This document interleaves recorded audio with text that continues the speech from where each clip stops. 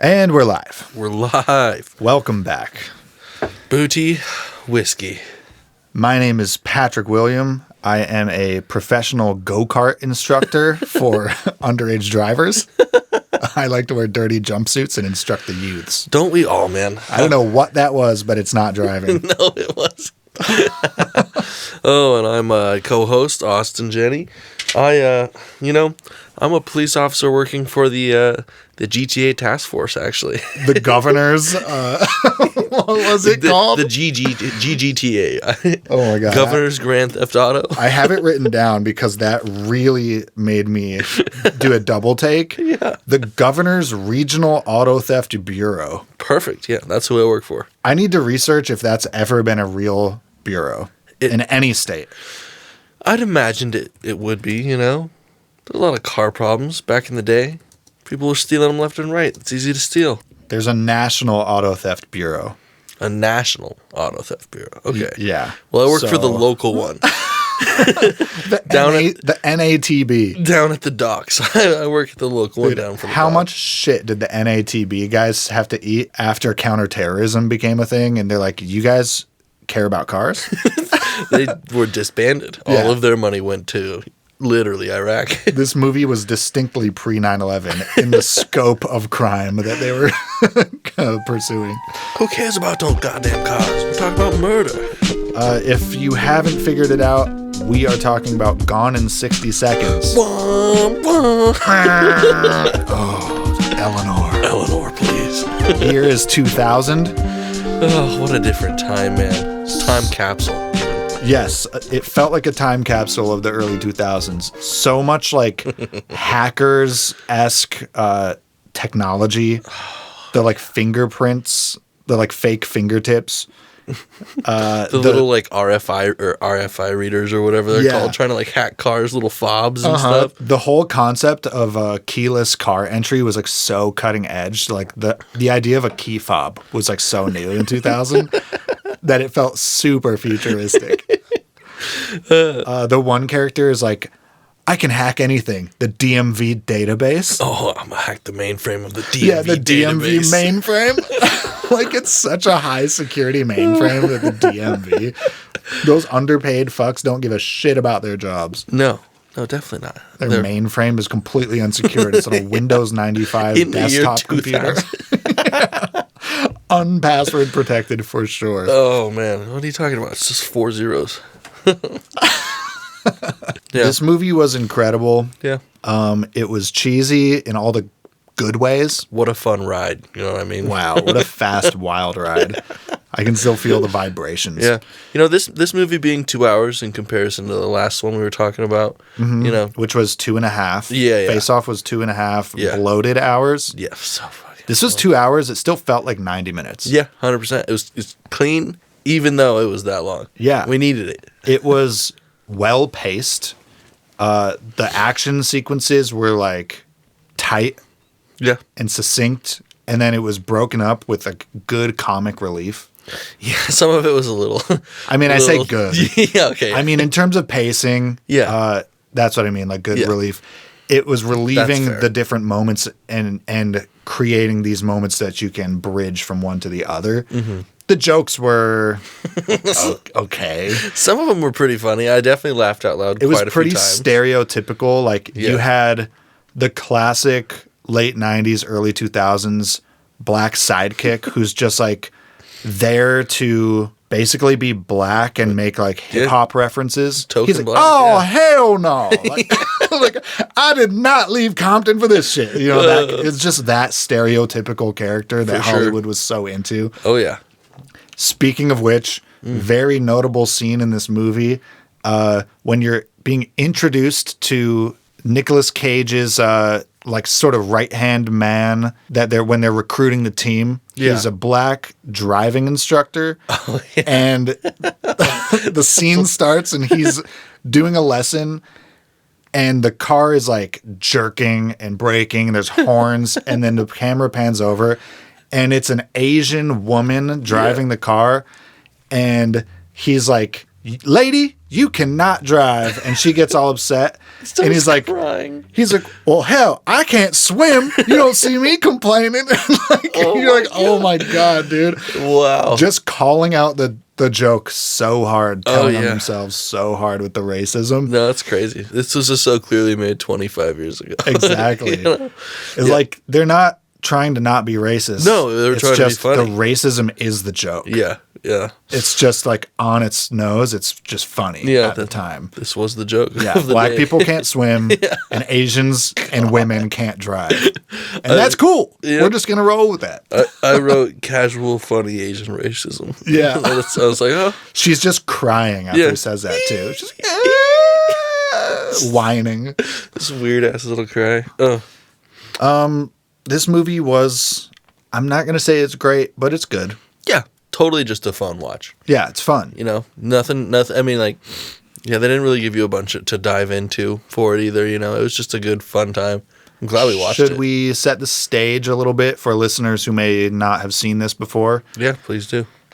We've got a pretty cool, lighthearted action-adventure movie here. It's a crime, like, heist movie. A car heisting movie. It's year 2000. Yeah. So we've got all the typical tropes, the UK drum and bass soundtrack. But Nicolas Cage, he's our star, of course. He plays Memphis Reigns. I love his name His name is Memphis Reigns. Randall Memphis Reigns. He's a retired car booster. The best in the business. When he is getting his introductions by our main villain, the guy claims when Memphis retired, car crime in the city went down by 47%. Such an ungodly number. You're one human. In Long Beach, those were the stomping grounds. So in Long Beach, LA area, he was constituting almost 50% of all auto theft. Memphis steals half the cars. Yeah. And that would have been 1994 when he retired. So what a legend. No, just a true king among his people. Our plot, basically, is that although he retired, he's got a shitty younger brother with no guidance. No role models. He got into car boosting as well because that's what his older brother did. Mm-hmm. And he's just a much worse thief. Yeah. And he's reckless. No judgment whatsoever. The first scene starts with him on a job, and they're like, wait, the car's not in the place they said it would be. And they see that it's in a showroom. And just without thinking, without speaking or planning with his team, he just gets out. He's like, I need to get my tools. I need my tool. He gets in the trunk. His tool is a brick. He just has a brick in the trunk, pulls it out, whips it through the window of the showcase of like the auto showroom. So dumb. Yeah. Alarms going off. He drives it out of the showroom and then drag races this fucking thing. Like immediately. For no reason. Yeah, just to show off. Yeah. He drag races with a guy and his girlfriend at a red light to show off. Straight past a cop car. They pull all the attention, including a helicopter response of the police department to their warehouse and immediately almost get busted. They like barely escape. Yeah, no, it was a nightmare scenario immediately. So that's who we're dealing with. That's Memphis Reigns' younger brother, Kip Reigns. I'm Memphis, he's Kip. Kip. You're like my younger brother, Kip Reigns. Mama. Pass the chips. So Kip botches his job. Badly. For our main villain. What was his name? Like nothing. Calitri? Yeah, something like Raymond Calitri. It was like vaguely Italian, although the character is not Italian. He's English. Yeah. British accent, the whole nine. He is the big new bad guy in Long Beach who's running car theft jobs, I guess. And he's sort of like a violent guy, bad reputation. Super short temper. Kip botches a job for him, and Calitri then uses the fact that he's got Kip to sort of like leverage Memphis Reigns into doing the job for him, because Memphis is actually the best. Yeah. He clearly wants all those 50 cars delivered in 4 days. 4 days. 4 days. Yeah, timer's already going. Literal It's 3.5 days now. Little countdown timer on your screen. Yeah, we appreciated the presence on screen of a countdown timer. Oh, yeah. 24 hours to deadline. 60 seconds. But yeah, that basically outlines it. He has to steal 50 cars in 4 days. Yeah. Or his brother's fucked. He's got 4 days from the time where Kalitri makes the demand. Yeah. By the time he assembles a viable team, it's like 48 hours. Yeah, they're in day 3. Yeah. And they're looking at like the beginning of this night will be like 48 hours. Mm-hmm. And then they're realizing they don't have enough manpower. And the younger brother comes back into the fold with his team. And then it's sort of like the vets versus the rookies, kind of. The younger brother has all these like hothead youngsters who have a set of skills.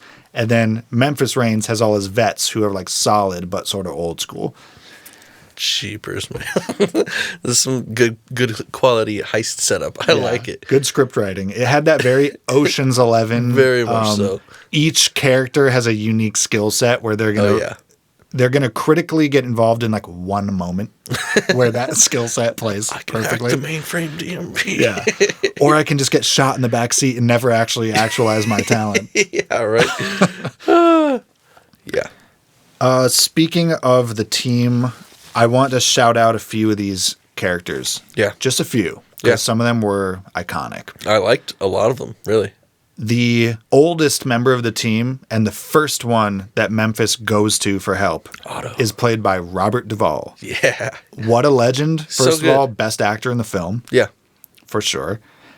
He plays a chop shop guy who's gone straight. Now he has a refurbishing shop because he doesn't destroy, he builds. That's right. He creates now. So he did an about face.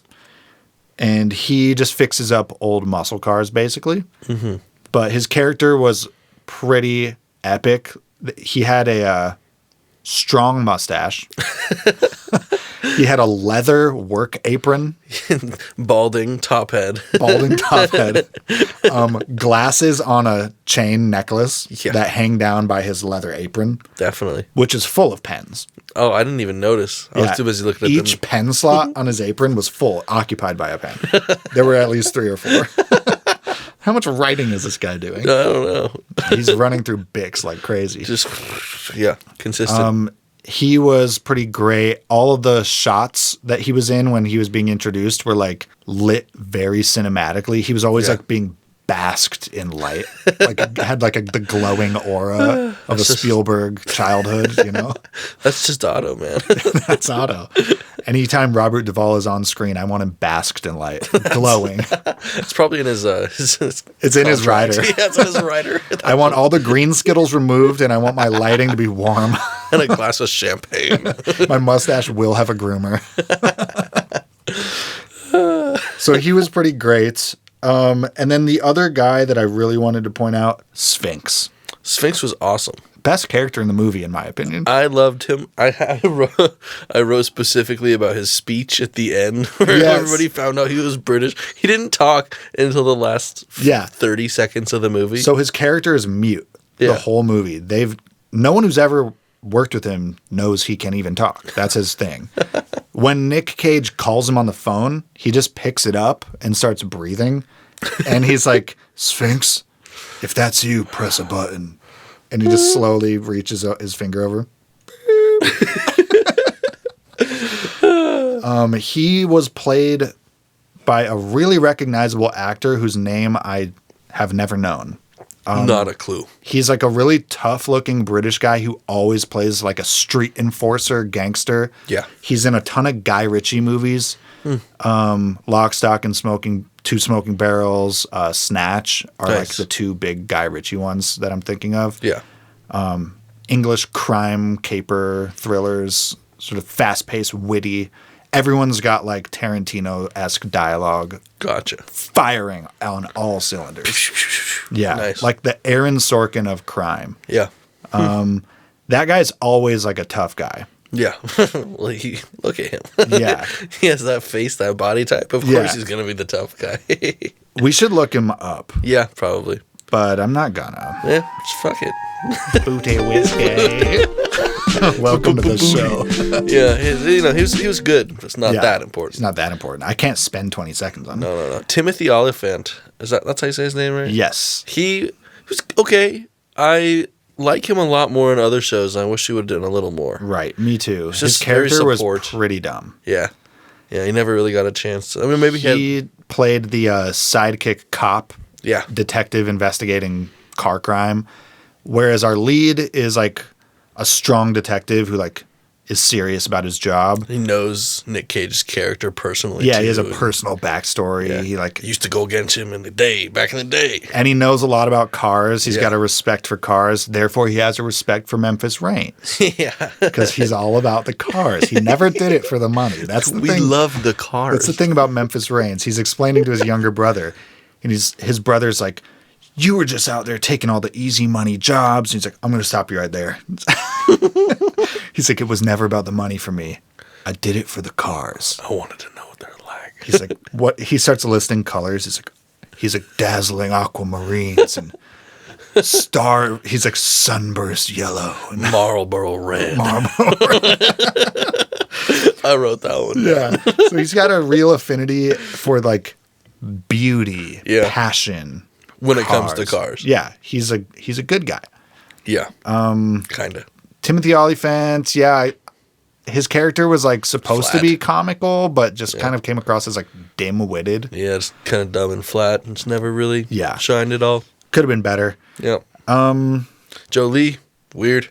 Who's that? Angelina. Oh, Jolie. Yeah. Angelina Jolie. Yes. Yeah. My brain heard Jolie, and I interpreted that as like a two-parter, like Jolie. I'm like, I'm not familiar with this man. No, Angelina. She had like 10 words. Yeah, so considering her star power in the year 2000, I was very surprised at her lack of lines. Yeah. And her minimal screen time. She was literally just a body to look at. Yeah. And she was not much of a body in this movie. Rail thin. Skeletor. Mid Skeletor time. Yeah. In her Skeletor phase. She had so mean. She had an atrocious blonde dreads wig. Dude. They were using for this one. And it wasn't even good dreads. It was just like matted ropes. No. It wasn't like well-made dreads. No. Like a good lock. It looked like a bunch of dead hair. Yeah. It was just like an unwashed dog's wig. It's like they took they shaved an old abandoned golden retriever and just like put that on her head. It didn't fit her at all. It was like a weird whatever. Moving past it, not a great look for her. Not a great look, and then just her relationship with the entire rest of the movie. Yeah, so we get introduced to her as sort of like the last person that he wants to call on the short list of getting the team back. And her name is Sway. He hits her up. She's working 2 part-time jobs. She's a bartender and an auto repair mechanic. Hot. Who doesn't have time to answer your questions. She's like, what time is it? I got to get out of here, work my other job. She's like sliding around, wrenching shit. But she wants nothing to do with getting back with the team. She doesn't want to get dirty again, dude. She got clean. Yeah, she's out of the business. We out here. And she's got bills to pay. She's got to make this money. She's like also a horrible bartender. The guy is sitting there. He's like, can I have my drink? What about my drink? And she's like, yeah, what about it? And takes his drink, shoots it right in front of him, walks away. Horrible bartender. Her business is more important, okay? I can't imagine she gets many tips. No, probably. Well, she's hot. She could flash her titties. Yeah. But, yeah, so she goes from sort of not wanting anything to do with it to just showing up the day, like the hour before they're going to go do it. And she's like, I'm here for Kip. I know the plan. Yeah, I'm in now. Yeah. She's just in. And then no one questions it, and it never comes up again. Mm-hmm. And then, like, the next scene you see her in, she's, like, sexually flirting with Memphis Reigns. We need to talk about that scene. We do. We should talk about it now, so we don't have to talk about it later. I'm going to say it's sort of a regrettable scene. I don't like that scene. It was probably my least favorite scene. Yeah. Yeah. Felt very forced. We should go through it all. Okay. Do you want to do the honors? I will, yeah.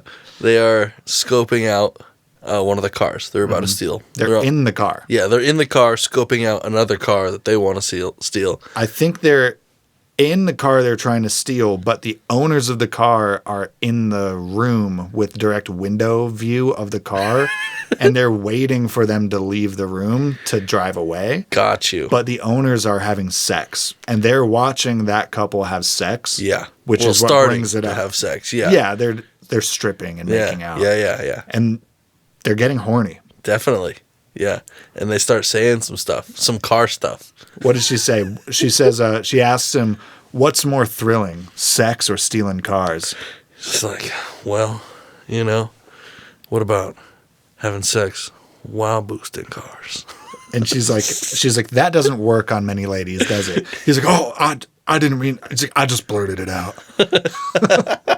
But then it does work. It works immediately. Because she starts straddling the throttle. No, the shifter. Yeah. Talks about how she can never get past it. She's like shoving the the gear shifter up her crotch. For sure, yeah. She's like, it's hard having sex in a car. The shifter always gets in the way. She's like rubbing herself on it. It's a lot. Now she's like leaning on his chest and whatever, and they're still watching them have sex. And then Nick starts with the dirty carburetor talk. Yeah. He starts making way too many like car similes. Yeah. Like comparing sexual organs to car parts. Yeah. Like gonna get up under your hood and refix your air intake. Work your muffler. But then, like, it's one of those things where, okay, I can believe that you might say one or two of those lines leading up to sexual contact, but then, like, they're making out, and he keeps, like, taking breaths and delivering more lines. He keeps, like, pausing. Yeah. They're, like, kissing and stick shift gear. He's like, I want to feel your headrest on my back of my neck. Yeah, that was crazy. Look in your mirrors, and it's just like, are you having sex with this woman or actually thinking about cars? Dude, I wrote it down. He loves the cars. Yeah. He is one of those people that's on like My Strange Addiction who like bangs the carburetor of his Charger. For sure. Yeah. Well, it's his Eleanor, actually. Eleanor? Yeah. His GT500. Yeah. It's his unicorn. His unicorn. What's a unicorn? Oh my God. The dumb kid. So dumb. Bad acting by some of the supporting cast, for sure. Yeah, that's very especially the fair. Younger actors. Really dumb 2000s energy. Yeah. It almost made me think like Seth Green. You remember him? Oh yeah. Voice actor from like Robot Chicken, but for sure. He did a bunch of like really lowbrow like comedies, like late 90s, 2000s. He also did Scooby-Doo. He sure did. He sure did. But was he an Italian Job? Yeah. Yeah. Pretty sure he was. He wore sideways snow goggles. Uh-huh. Because that was a thing that people did in 1999. What a travesty. They just wore skiing goggles in the summertime. They look sweet, all right, with their baggy jeans over their beanies. Yeah. With their fucking Jinko jeans and their chain wallets.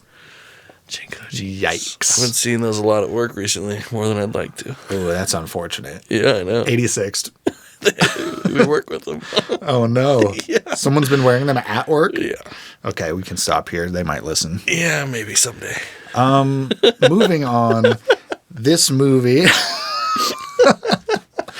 Yeah. Past the carburetor sex scene. That was my least favorite part. Every other part was a lot of fun, One of my favorite parts was the concept for the villain. Yeah. Can we talk about the carpenter? The madman himself. Yeah. So this Englishman with an Italian last name was... The writers decided inexplicably to just give his character, maybe to give him a little depth, dimension. It must have been, because otherwise he's just a car courier. He is the crime lord of car crime for Long Beach, California. Yeah. He's also a woodworker called the Carpenter. He makes furniture by hand with like hand tools. It's his passion. And he really loves his furniture. He loves his furniture. He's known as the carpenter. When Memphis Reigns shows up for the first time, and Calitri threatens his brother and tries to get him to do the job, he has on display in his office a full-blown, like, detailed, beautiful coffin. Oh, God, yeah, dude. Which he made by hand for his brother to put his dead body in. That is next level, like, threat making. For sure. You can't just go out and make a handmade coffin for a dude and not kill him. You know? Worth noting, full circle, when Calitri dies, he falls 3 stories from the top of his little factory into that very coffin. Into the coffin. Poetic justice. Mwah. Mwah. That was one of my favorite parts. Yes. I see him fall. And I don't understand why critics didn't like this movie. That has really been bewildering me since we finished watching it. I looked at my phone. I get it, but... Get over yourself, right? Critics. Enjoy something. Live a little. It's gone in 60 seconds, dude. Yeah, it's a fun movie, man. It's good for teenagers. It's good for stoned adults. Yeah. Like, it's got better pacing and more succinct action than Face Off did. Oh, God, dude. I don't ever want to even watch Face Off. Face Off was a chore. I know, it really was. It was kind of a bummer. Gone in 60 Seconds was a breeze. That was a blast. It was an easy, breezy 2 hours. We just we even ate our dinner while we watched it and just had a good-ass time. No, that's the fun type of Nick Cage movie I want to see when it comes to these dumb action movies. Well, the fans rebuked the critics. It is a cult classic with a 77% approval by the fans on Rotten Tomatoes. Thank goodness that function exists, dude, because there's some hilarious examples. Fuck the critics, man. 25% critics. Yeah. 77% fans. Fuck off. Seriously. I mean, and that's what it is. It's totally, it's like a 7.6, 7.5. Yeah, I'd say it's a strong 7. Strong 7, yeah. 100%. It's not a fucking 10, but it's a fun movie. It's not a good movie. It's just a really fun one. The pyrotechnics in this entire movie were off the hizzy. From the junkyard from hell. Dude, the port, all of the old cars with spitting flames out of their fucking shit. Right? Lit the whole street on fire with that one. It looked like it just poured gas out. The actual street did light on fire. Like, they had gasoline placed and then ignited Lit it, yeah. That's super funny. Calitri, the villain, he operates out of a junkyard. And when you're being introduced to the junkyard, everything is spewing flames and sparks, like, inexplicably. The constant everywhere construction, just so unorganized. And always heavy machinery just, like, backing up somewhere. In every direction, dude. Anytime you need to drive your car in a straight line, you can guarantee, like, a crane or a bulldozer is just going to pull out slowly. Trying to stop them from going 60 seconds. Yeah. They're trying to make it 61 seconds. So what the fuck, man? 120 seconds.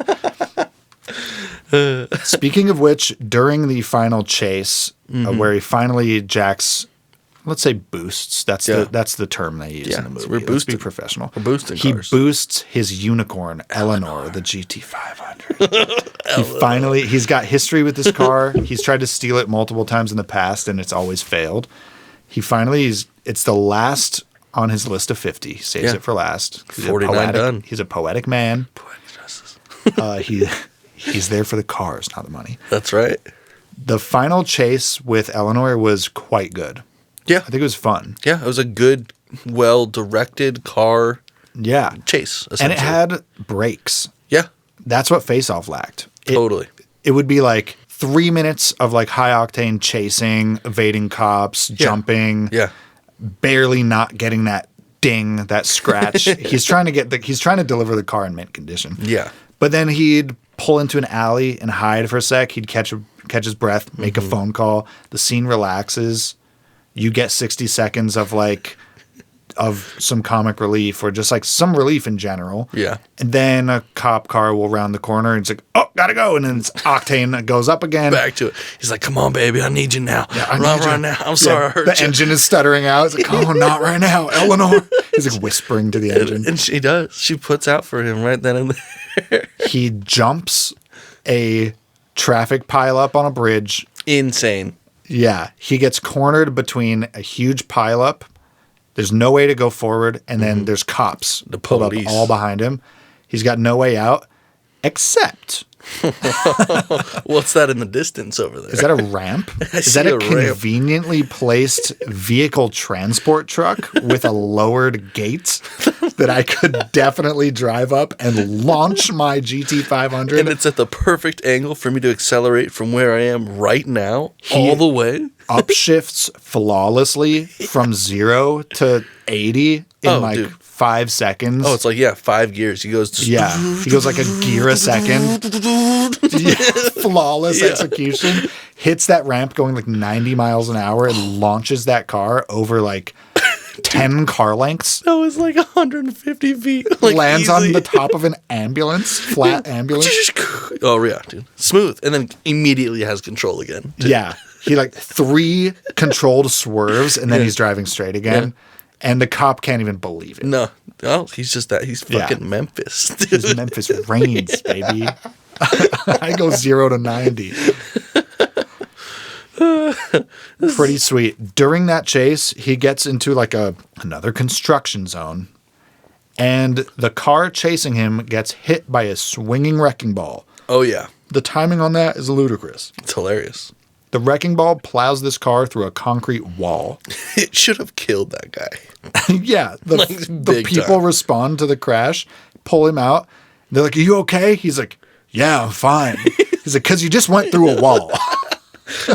And it hit like in his door. Yeah, driver's side door, dude.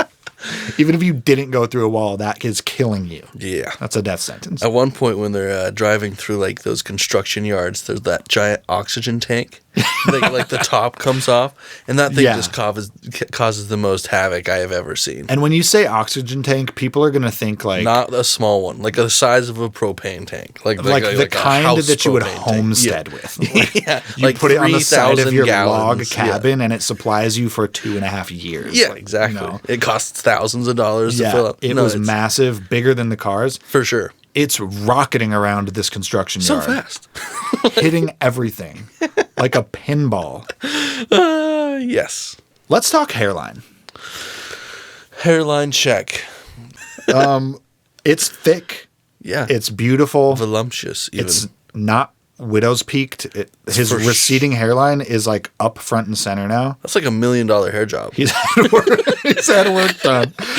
Plugs, lotions, it's working. He's got everything from his chest got transplanted up top. And it's blonde. Yeah, it's so light. It's like there's like sun shining just through his hair all the time. He's got a new full head of blonde hair in this movie. Let me tell you what, man. It looks really good. It looks good, and I'm going to go ahead and say it now. Yeah. He's the original Paul Walker. Yeah, we could get into that. We could get into all that now, I'd bet. I think we should.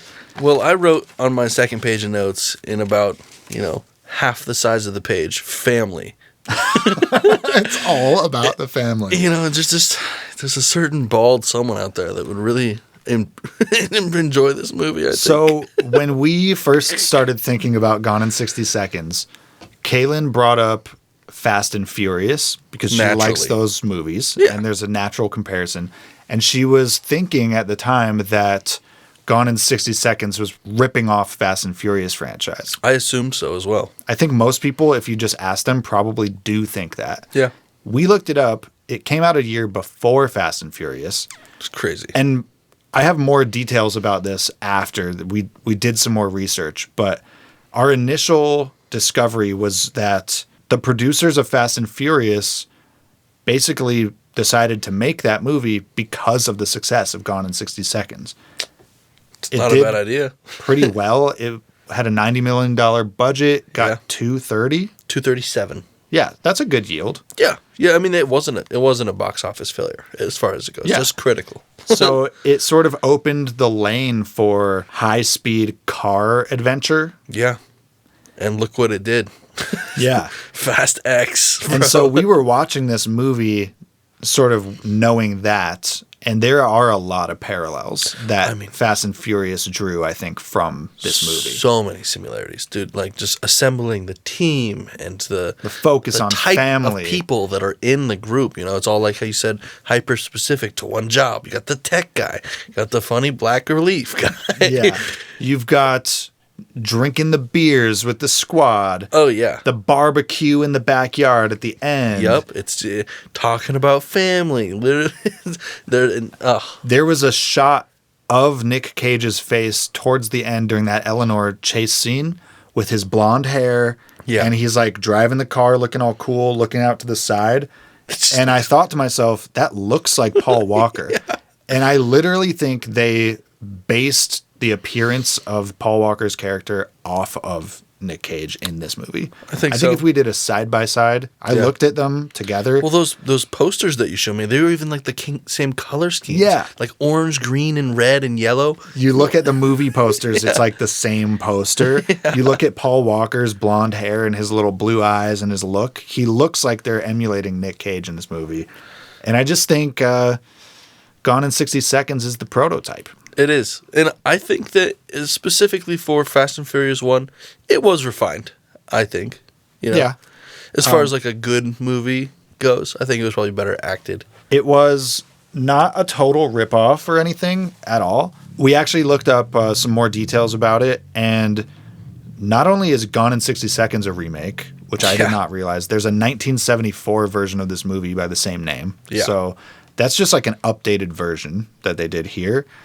But this is much more interesting. Fast and Furious is also technically a form of a remake.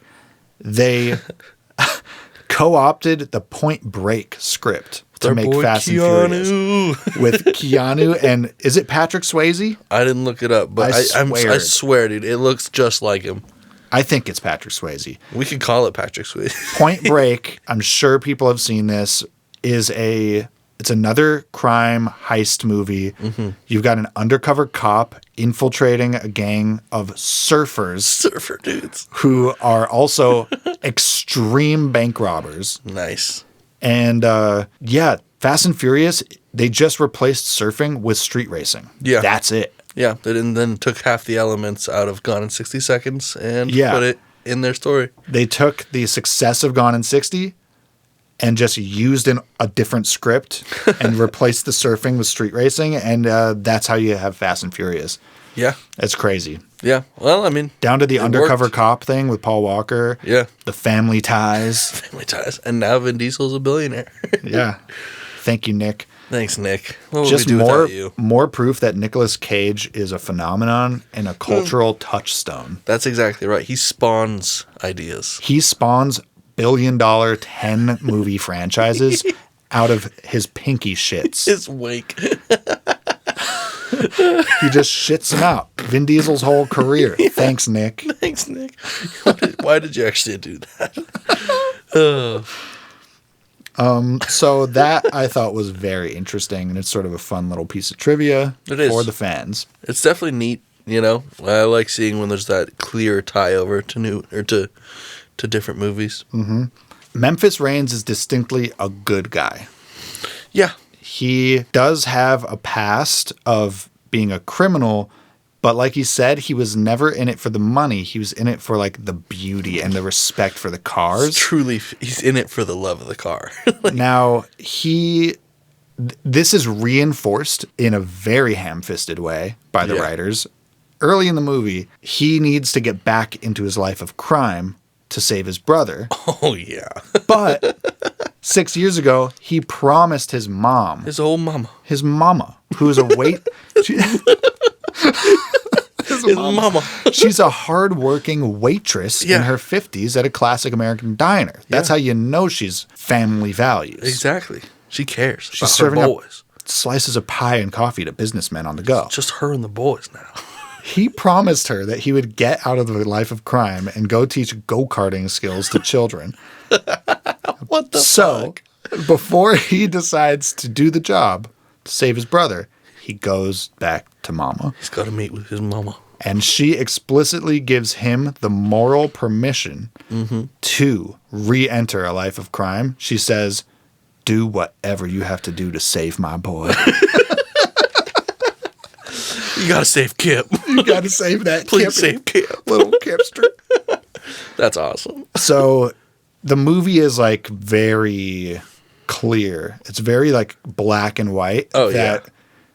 Just because he's a criminal doesn't mean he's a morally bad guy. This is a good person. They give you all of the rope to walk with or to hold on to as far as sympathy for him goes. Yeah. It's easy to fall for It him. makes it very family friendly. Oh, yeah. You know, your grandparents don't have to like scorn you for watching a movie with like bad people in it. So, no, he's a thief, Mom, but his mom gave him permission. Mom, you gave him permission? Yeah. Nobody ever bleeds in this movie. No, nobody ever dies. The raunchiest thing, I mean, is just the... Angelina Jolie throttling her pussy with a fucking shifter. Well, Nick Cage talks about carburetors. That might be dirty. That's a little rough. Well, I mean, that's the same... No, I know, but which is actually more sexual. I think Angelina Jolie rubbing her clit on a shifter is less sexual than Nicolas Cage gruffly whispering about carburetor sounds. I might agree with you. Oh, I'm gonna put my nose right into the muffler exhaust and inhale it deeply. Little carbon monoxide in my lung. Turn my ignition. Turn me on.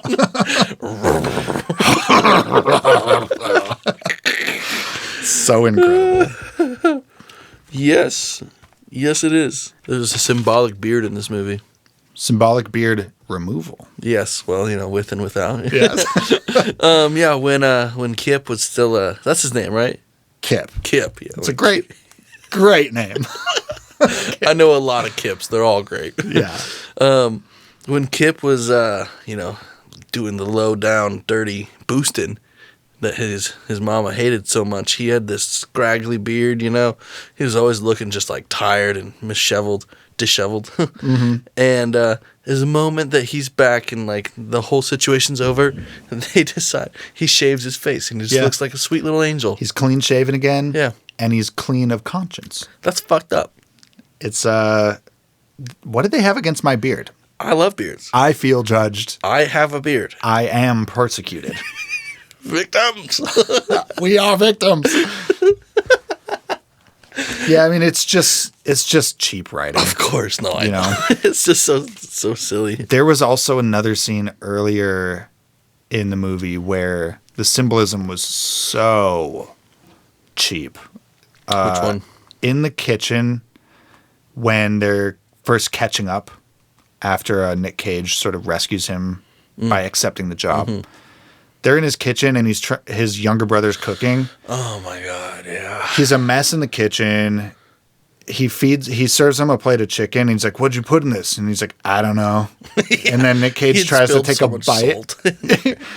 Takes a bite. It's terrible. He has to spit it out. He's like, "What are you cooking over there?" He's burning toast. The toast comes out black. Yeah. He's like, "I'm fine." He's like, "You don't really like cook like Mom used to," or something like that. And he's like, "I got this covered." As he says, "I got this," the pan on the stove literally just catches on fire. Starts beating it with a towel. Yeah, he's just whipping it with a towel that's in like the way that you would roll it up and like whip someone with. Yeah. No surface area. No. He's just like whipping a flame with a towel. Yeah. It's ineffective, of course. So Nick Cage calmly walks over, pours a bunch of baking powder on it, smothers the flame, looks at him with this like condescending look like, "I'm better than you. Like, I've got my shit together. Why don't you?" Why don't you? And it's just like his ineptitude in the kitchen represents the chaos of his own personal life, and he doesn't have his ducks in a row. That's why things aren't going smooth. And it's just like it's really just opening your mouth and just shoving it down your throat. Yeah, dude. that's why this movie has a 25% critical reception, because it's so cheap. Like those types of scenes are just like writers 101, like freshman class shit. Yeah, and why would they make such choices like that? I just don't get it. It's lazy. I know. It's just not creative. Yeah. You know? I mean, they're probably at that point just trying to pander to most people who would watch it and think like, "Oh yeah." Well, it just makes me feel like they lack respect for me as a viewer. Like I'm too dumb. The thing is, it's already at that point very clear that Nick Cage is the competent one, the younger brother's the the one who needs help. Yeah. Because of the events that have transpired. Of course. We've already established that Kip botched the job. That means he's incompetent. We've already established Memphis was responsible for 47% of all crime in Long Beach. Very competent. That means he's competent. You don't have to then do the kitchen scene to like reinforce that dichotomy. Yeah. I already got it. It kind of also showed that he just, since his brother's been gone, he didn't have a role model, I was thinking. And he's the role model? Yeah. Yeah, it's just... or that maybe his brother would now become the role model too. Or if he had been there, this wouldn't have happened. Yeah, yeah. There's a power vacuum, a model vacuum. Model power vacuum. Yeah, there's a... It was just sloppy and messy and lazy. And it felt like they thought I was too stupid to get it, and they're just like treating me like I'm a sixth grader, which they are. Yeah. And so if you're a professional movie critic, you're going to be like, come on, guys. Like, why do action movies do that so often, man? I don't know. Is it because they think their target audience is just fucking idiots? It reminds me of It's Always Sunny in Philadelphia when they're watching the Thunder Gun movie and Mac and Charlie, they just like truly don't get it. And Mac needs everything to be spelled out. And even if you spell it out, Charlie still doesn't get it. Yeah. It's like Hollywood is always writing for those two dudes. Literally. That's sad. I mean, not, I guess Hollywood is. Big money, they are. They are. They are. And that's why that's funny and Sunny, because they're making fun of that fact by embodying the stupidity and being like, do you really think these people exist? This is who you're writing for? Yeah. Like, is that how they see me? Like, because I think that I'm a savvy enough person to get it when you showed me the first time. Yeah. So, I mean, I imagine that they really do. Yeah. They really do think that we're just all... At least not all enough. Just enough people that would go to the movie, they probably are assuming are pretty. And they probably do a bunch of screen testing. Probably. And people walk away and they like don't get it. It's all in LA too, where they're doing their screen testing. Some dumb 13-year-old kid is like, wait, I thought the little brother is pretty cool. Like, what do you mean he is and they're like, okay, we need to add a scene here, guys. Yeah. Let's really show them. Those guys are fucking it up for the rest of us. Well, and that actually kind of goes into something I was looking up earlier. The director didn't do shit after this movie. Really? His last movie, in his credits, was Season of the Witch. Ooh. Yeah. Universally panned. That was 13 years ago. And he has not made another movie. It was horrible. Yeah. I tried to watch Season of the Witch. Yeah. I got 30 minutes in and had to turn it off. You got 30 minutes in? Nice. I watched most of it when I was a kid with my mom. We didn't like it. You're so much younger than me. Yeah, I know. Do what you can. Yeah, that movie sucks. It's not on our watch list for good reason. Yeah. I don't even think maybe we should watch it, but like I don't even think it was like funny bad. I think it was like just bad. That's rough. I don't want to see Nick Cage in another just bad. Yeah. We got that. Like Mimi, we had Vampires funny bad. Kiss. And that was Mimi and funny. Vampires Kiss had memes. I don't think Season of the Witch had memes. I think it was just a bad movie. Like, outright. Ugh. Whatever. No, thank you. This isn't about Season of the Witch. It's never gonna be. It's never gonna be. Super fans of Season of the Witch can tune out now. You were never invited in the first place. Just kidding. We love you all. My favorite character in this movie, Sphinx, did something very ridiculous in this movie. What did he do? At one point, they have 3 keys to Mercedes-Benzes, which are on their list. They've got to go use those keys to steal them from the police impound. Mm. A dog eats the keys because they're next to a ham sandwich. Classic scenario. Happens all the time. Hasn't it happened to? It happens to me every day. Every single day, part of my routine is giving laxatives to my cat because, oops, it swallowed my key fob. I have to go to work. My cat would actually swallow my key fob. He eats trash. Yeah, he probably would. Sphinx responds to this dog by pulling out a switchblade. Oh, yeah. In front of the whole group. He was ready to gut that dog immediately. He's going to slice it open belly to chin. Yeah, just grab the keys. Yeah. Yeah. A mute psychopath. Yeah, he had zero empathy for that dog. He pulled the knife out immediately. It's like, oh, problem, I'll fix it. First response, silently whip out a blade. Can we talk about his introduction too? Yeah, remind me. Okay, 2 introductions. Technically, the first one is like you see him, but he hasn't done anything yet. Yeah. But even in that scene, very funny. He's working at a morgue. Oh, and he's just like answering the phone because Nick Cage is calling him. Yeah. He's eating a sandwich when the phone starts ringing. He puts the sandwich down on a dead body. Yeah, casually, it's right on top. He's going to go back and eat that. Oh, for sure. This man does not give a fuck. That's awesome. His name's Sphinx. It's just a mystery because he's silent and strong like a sphinx in the desert and nimble like a cat. I've never met any sphinxes, but I would like to. Yeah, you know? I haven't even seen a real sphinx. No, yeah. Oh, that's rare. Never been to Egypt. We should watch The Mummy. I loved those movies. When I was, Brendan Fraser is a national treasure. He really is. Yeah. Yeah, that lady was like my first, like, damn. Oh, yeah. I was like, wow. She's pretty hot. Oh, yeah. Second Sphinx scene, he saves Memphis Reign's ass because Memphis is getting confronted by a gang of rival streetcar thieves who think they should be the ones getting this job. And they start beating him up in a parking lot 5-on-1. Out of nowhere, Sphinx emerges. So he's been stalking Memphis Reigns silently all night, probably. Followed him to this location. And he's been silently observing from a distance. He's going to save him when it counts. He's waiting for the right time to swoop in. You see him emerge because he shatters this guy's windshield with a baseball bat. And then lights. He stuffs a gasoline-soaked rag in the guy's fuel Before tank. he even does the bat thing, he'd already hung it in there. Yeah, he was ready. And he just shatters the windshield and then lights a lighter, and everybody's looking at him, and he just explodes the guy's car and just starts walking at them and proceeds to beat the shit out of all 5 of them, 1-on-5. It's fucking awesome. One of the moves he does is headbutts a punch. He knocks out the first 2 with single punch hits. Nice. Then he kicks the 3rd one in the nutsack.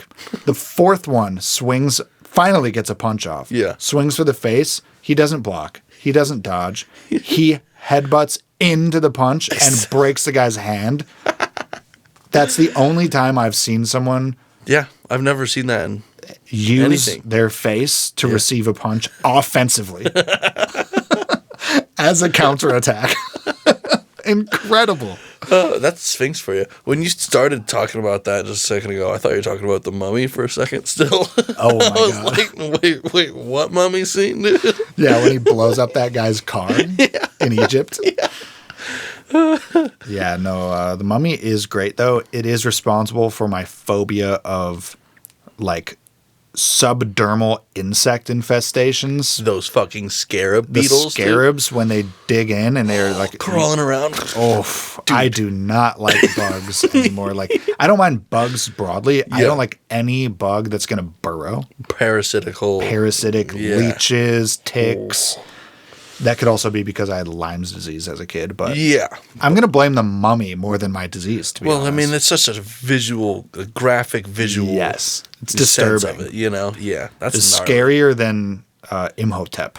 For sure. Dude, the CGI on Imhotep is so bad. It's so when his face is in the clouds, in the locust storm. Part of sand, you know? Yeah.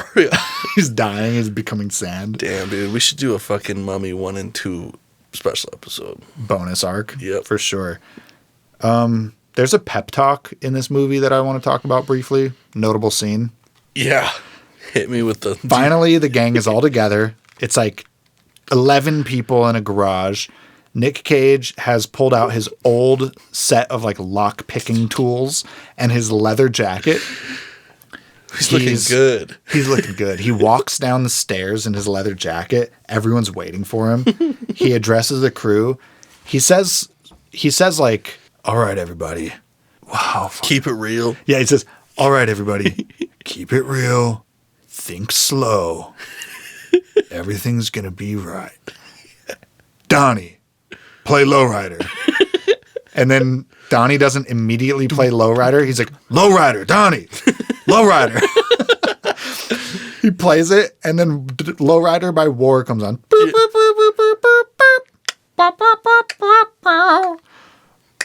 And he's just like silent, listening, appreciating, moving.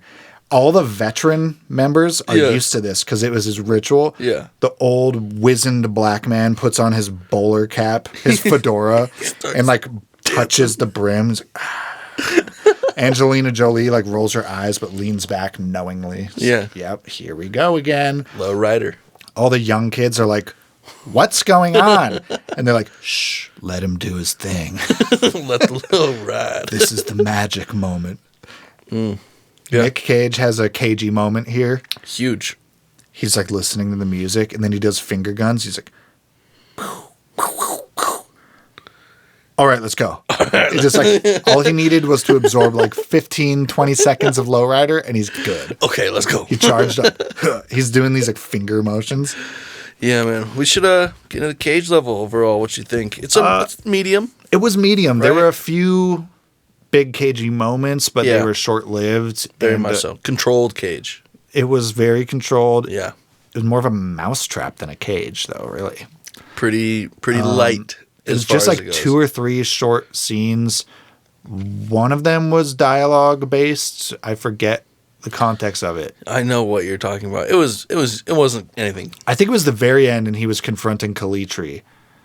And he was getting like a pretty unhinged attitude, yeah. Because he finally has Kalitri cornered. Yeah. He punches him in the face, and he's like, your first mistake was hurting my brother. Your second mistake was forcing me to do this job. But your biggest mistake was threatening my life. And he like hits him with his own furniture. He picks up the guy's like half-finished wooden chair carving. And he's like, not my furniture. Put it down. He's like, no, leave the chair out of this. And he's like toying with him. He keeps hitting it. Hitting it on things. Break a piece. No!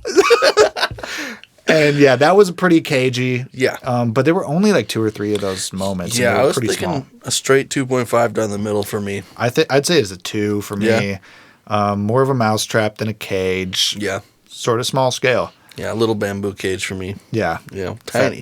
It was for like a guinea pig. Yeah. Yeah, it was more of like a hamster's cage. Nice cage. Wheel, little water dropper. Hay on the bottom.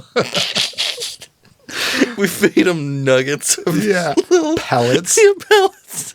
You had an auto feeder. Yeah, well. That's what we were working with here as far as the cage level. That's gone in 60 seconds. But dude, the hairline though was like so robust. Could have been my favorite part of the movie.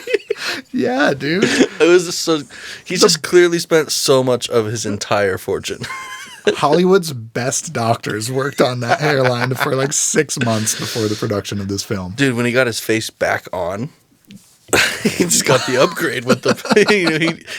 He put in for the upgrade package. He's like, wait a second. If they can do that with faces, what can they do with hairlines? Thought it was real. Started researching after Face Off. Plugs. What are plugs? Oh. I want this hairline full in 60 seconds. Dude, you know what I'm pretty damn excited for? What? Our next movie. Tell me about it. It's Wicker Man. Oh, baby. This came. I have not seen it, as we've discussed. Yes. And I am so thoroughly excited for it. As you should be. Yeah. I can't wait for next week. Yeah. Specifically to watch you watch the movie. I imagine. You're going to watch the movie. I'm going to sit next to you, facing you, and just watch your eyes glimmer. Cool. Can't wait. Yeah.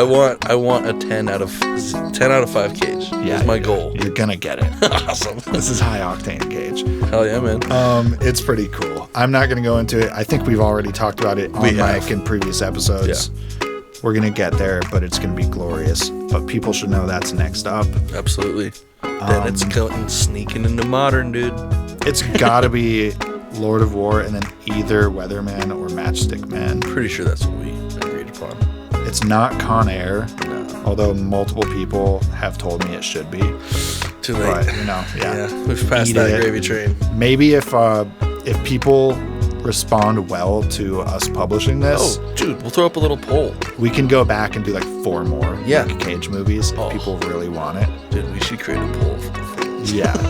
That'd be fun as hell, actually. But I swear to God, if people put fucking Bad Lieutenant on that pole and Snake Eyes, and we have to watch him like rape some chick in New Orleans. Yeah, I don't want to see that. Or then there's no Ghost Rider 2. That's off the list.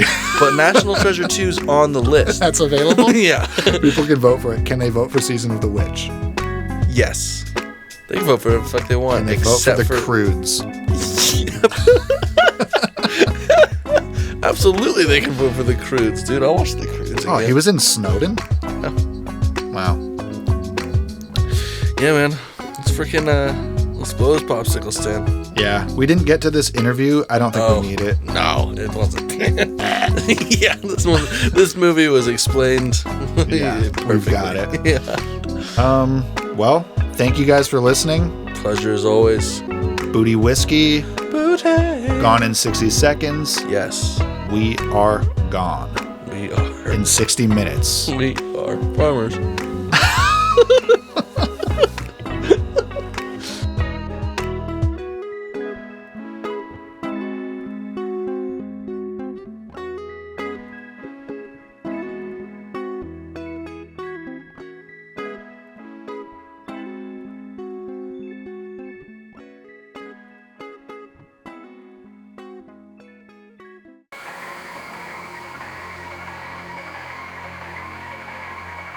Speeding through the night, stealing every ride.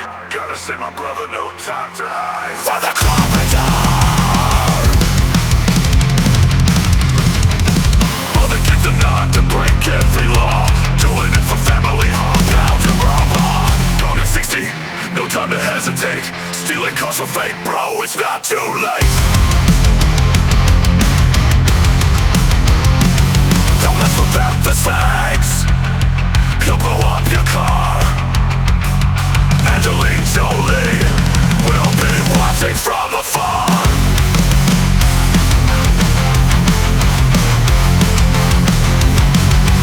Don't mess with the Sphinx, he'll blow up your car. Angelina, Jolie will be watching from afar. Getting it on inside a car. Does that throttle make you on? Working the drive shaft, leather and supple. Memphis and Angie and the car are trouble.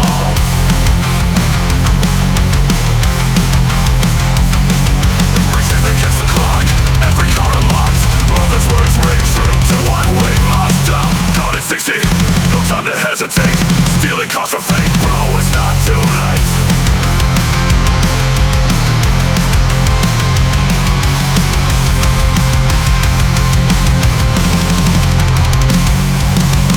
Caught at 60, no time to hesitate. Stealing cars for fate, bro, it's not too late.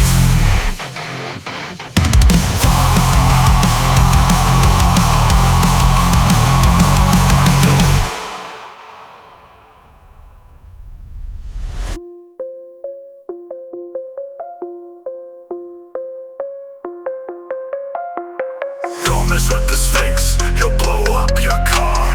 Angelina, Jolie will be watching from afar. Getting it on inside a car. Does the throttle make you hard? Working the drive shaft, leather is supple. Memphis and Angie and the car are a trouble. Memphis and Angie and the car are a trouble.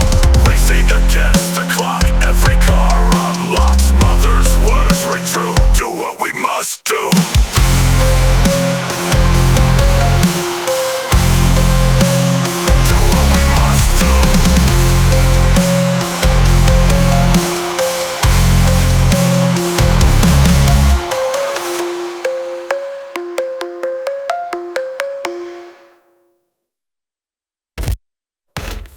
Them pumpkins are! Your tongue lights for fucking truly! What the fuck up makes you are? You says a breed of off this Memphis and AG in the car of Ripple!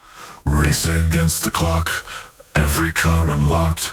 Mother's words ring true, do what we must do.